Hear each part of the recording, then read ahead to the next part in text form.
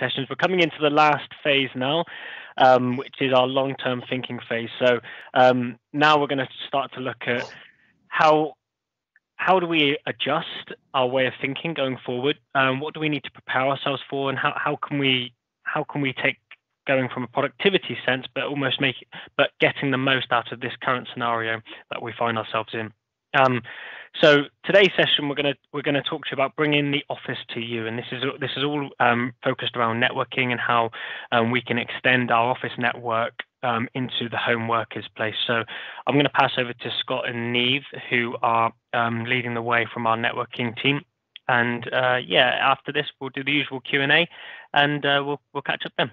Over to you, Scott. Over to Neve. Great, thank you, and thanks everyone. So obviously, my name's Neve. With Scott, we work in the business solutions team, specialising in networking, as you just said. So, like you said, we do want to talk to you about a specific networking technology which could be useful in any long-term working from home strategy.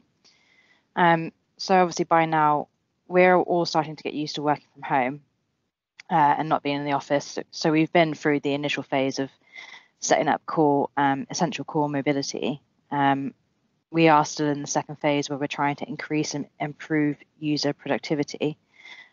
But at this moment in time, we can start to think about what the future will look like once we're out of lockdown. So traditionally, remotely logging into the work network in order to access corporate systems typically was achieved with a client access VPN, which may include additional security measures such as a USB VPN keys. So this was great. Well, this is great for remote users who are always on the move, never quite know where they'll be connecting from. So you can have users connecting from their home network one day, working abroad or traveling for work. Therefore, they're logging in from hotels, and then even popping into a cafe for a lunch and logging in from there. So these traditional methods work perfect for that kind of situation. However, not all users will be on the move constantly, and many will just work from home consistently. Obviously, this home workforce has massively expanded during the period of lockdown that we're seeing at the moment. So once the current crisis is over and business start to return to, well, normal, for want of a better word, there is a very good chance that they're going to start looking at their working from home policies. We have already heard of companies who are considering shelving plans to move to newer, larger premises, and instead are going to look at implementing hot desking with a wider working from home arrangement for staff, because they've seen how successful it's been during these last few weeks. In this scenario, rather than having users access business networks via the traditional client access dial-in VPN, it may actually be better to extend out the office network to incorporate these home offices. So this is done largely by using wireless access points that the remote user can install in their home office. Now, these APs can be exactly the same AP as are currently installed within the office. The only difference is that these APs have had slight configuration change so that they're programmed to establish a secure VPN link over the user's internet connection back to the office.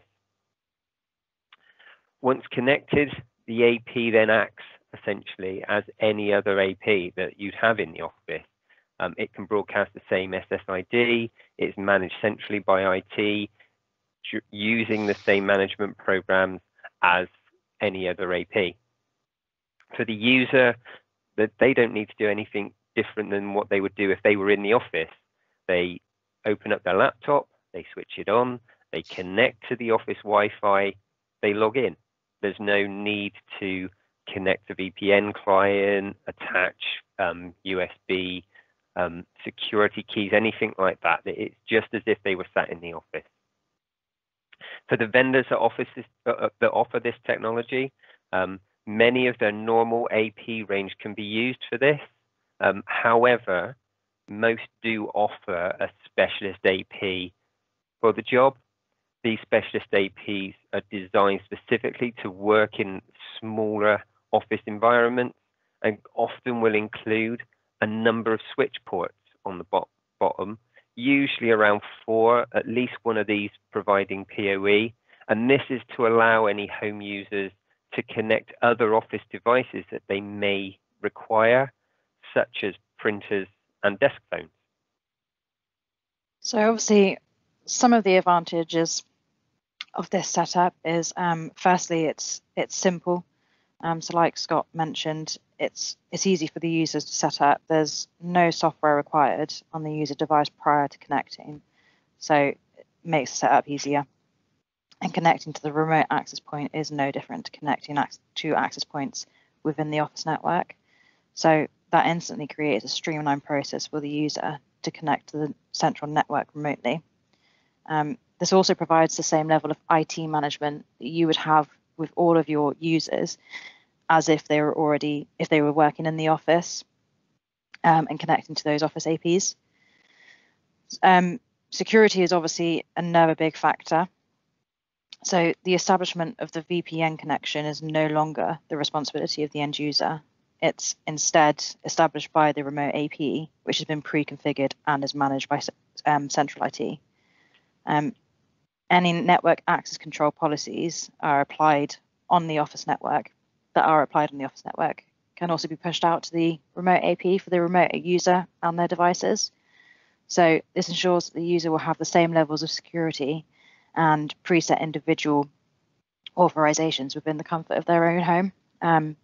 So you're taking away that security risk from the individual themselves. You're making sure that they have all the access to any highly secured documentation files that they would do as if they were in the office. And then lastly, it also provides a level of consistency. So you don't have the extra security credentials that are required every time the user needs to access the network. So they can just use their normal network login details one time. This reduces the mistakes, the risk of mistakes and users locking their VPN access, and then in turn reducing time-consuming admin for IT staff having to reset passwords, unlock keys, things that shouldn't really happen on a daily basis. And then again, like I said, for the IT staff, management of these APs is the same as managing the APs in the office. They can manage the APs from a single pane of glass, and you can gather the same analytical data as you would from the office APs. So it's providing that same level of work, same level of productivity that you would traditionally receive in the office network while working from home. So I'm just going to talk to you about the big 3 players that offer this type of technology. Don't worry, I'm not going to bore you with a real deep dive into how the technology works for each of these vendors. I just wanted to give you an overview of what's available out there on the market, particularly from the key players in the networking world. So we'll start with Aruba. And Aruba would probably argue that this technology was originally their idea. They've been running with it for quite a while before they were even part of HP. They call their technology the Remote Access Point, or RAP. All their APs can be set up as a RAP, but they do have specialist APs for this job, which is their H and their R series of APs, which have been specifically designed to work in a smaller environment. As you can see from the example on the screen, come with a little stand so they can actually sit on a desk if necessary. They have multiple RJ45 ports on them so that you can connect other devices. Key thing you do need to run this technology with Aruba, though, is you do need a wireless controller in your network, preferably placed within your DMZ. This is to terminate those VPN connections that are coming back from the wraps. So the next big player, as you'd expect, Cisco. Cisco, again, could possibly argue that this, again, was their idea, but we'll let Cisco and HP fight that one out. They call their technology Office Extend, or OEAP. Again, any Cisco AeroNet or Catalyst AP can be set up as an OEAP, but they also do have a specialist device just for this job, and that would be the AeroNet 1815T, which again has been designed to work in smaller environments. It's got a small desktop form factor and comes with multiple RJ45 ports for connecting wired devices. Just with Aruba, you do need a wireless controller in the network. I had a slight confusing chat with a Cisco guy the other day that said that this technology would work if you're using Cisco's Mobility Express. But anything I've ever read actually says no, it won't. You do need a controller, and again, that is to terminate these VPN connections back from the APs. There's another technology that Cisco offer, which I also wanted to bring up here, and that is Cisco Virtual Office, or CVO. This uses standard Cisco ISR 1101 router, and is also available on some of the older 800 series routers. And you put on a software feature called CVO on these routers, which allows them to be provisioned for remote deployment and automatically tunnel back into the corporate network. Again, for the user, they just need to connect to this router, either a cable, or if the router's wireless capable, they can connect over wireless to it. And then it's just as if they're connected back into the office. You would probably use CVO over Office Extend for more of the power users that might be trying to work from home.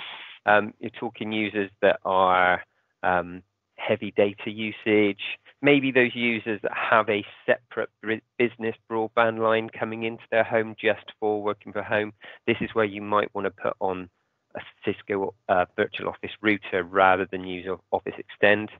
Whereas users who are just sharing their standard home broadband link, which they're also using for their Netflix, etc., those can happily use Office Extend connections. And the third vendor I just wanted to run through with you is Cisco Meraki. So, as you probably all know, Meraki is cloud-based. It always has been. Every Meraki device, providing it can get onto the internet, it can be seen and configured, managed centrally by the Meraki dashboard.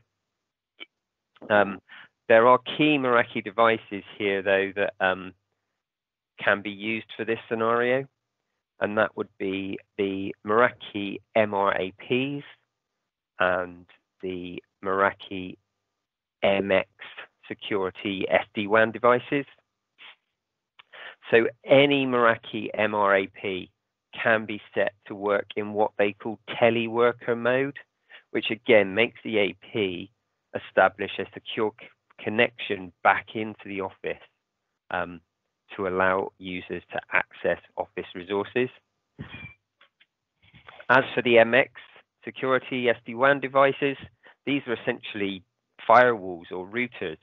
So connecting to a remote network is what they do, it's what they've been designed to do. It's their bread and butter. So it's essentially just like setting up any other Meraki network. You're just setting up a small one in a home using this Meraki MX device. Now, Meraki offer these in a variety of sizes, but for this scenario, the smallest routers in the range are perfect. So we're talking about the MX64s and the MX67s, which have got a small desktop form factor. They have a small number of Ethernet ports on the back and can also come with a wireless option if required. There is another Meraki offering, something if you want something a little bit smaller and better value than a full-blown MX. Meraki offer what they call a teleworker router.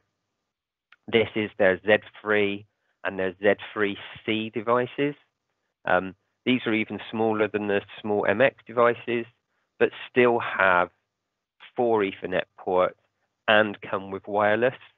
And the Z3C also comes with 4G connectivity, so it can be used as a backup to a broadband connection. And they're also small enough to slip into a laptop bag, so they can also be used for those road warrior type remote users who are out and about and traveling around. They can just pull this out wherever they are. They can use the 4G connection to connect back and set up that secure link back to the office. One word of warning on them is they're not a full-blown MX, so they don't have all the features of an MX. For instance, you can't do SD-WAN with a Z3 device, and you cannot get the advanced security features on the Z3 device that you can put on the MX device. So if you are using any of the more advanced features for remote connectivity, you will need a full-blown MX. Lastly, one other thing I just wanted to bring up on the Meraki side of things is the new Meraki MG21. This could be really handy for those home users who are in slow or unreliable broadband areas. The MG21 is a mobile broadband gateway. So it's not a router, but what it is like a backup device which connects to mobile internet. And it can be positioned anywhere that is best to pick up the 4G signal and obviously in future 5G signal. Including outside, they come with post mounting and they're fully IP67 rated, so waterproof, dustproof, etc. And like with all other Meraki devices, fully managed from the Meraki dashboard in the cloud. At this point, I would just like to give you a little money-saving tip. This technology we've talked about today, it's not new technology. It has been around for quite a while, and many of the older APs in the vendor's range work with this technology. And also, if you think about it, a home user at home alone, they don't necessarily need the latest, greatest wireless technology from an AP. They're not using lots of devices. They're not competing with loads of other users for the resources of that AP. So it's not necessary for them to have the latest Wi-Fi 6 AP in their home. This technology will work right back to APs that are running on 802.11n. So if anybody's recently had any kind of wireless upgrade or are about to go through a wireless upgrade and have a bunch of old APs lying around, then those APs can easily be reused to implement this technology and be used and sent out to home users, which then they would be perfect for this. So hopefully that's given you a good or a base understanding of this technology and how it may help you moving forward. So we have got some links here which will take you to further information and some videos that you may find useful. The deck will be, with the recording, will be shared. Though if you would like to discuss this further, then please feel free to contact us directly or via your account manager, and we can discuss any of these technologies in more detail. And if you wish, can look to arrange demos with vendors so you can see for yourself how it works. So we do have a bit of time now for some questions.